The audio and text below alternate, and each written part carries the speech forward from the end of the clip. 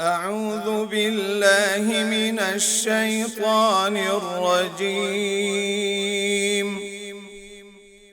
بسم الله الرحمن الرحيم.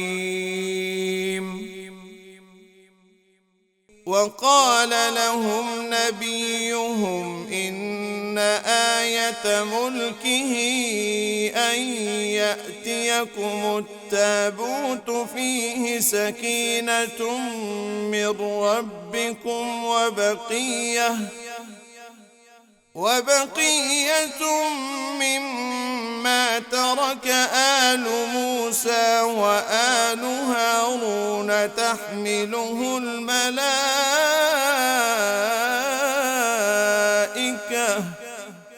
إن في ذلك لآية لكم إن كنتم مؤمنين.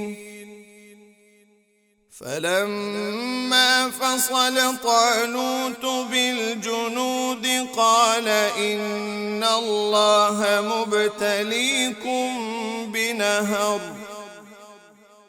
فمن شرب منه فليس مني، ومن لم يطعمه فإنه مني إلا من اغترف غرفة بيده، فشربوا منه إلا قليلا منهم. فلما جاوزه هو والذين آمنوا معه قالوا لا طاقة لنا اليوم بجالوت وجنوده.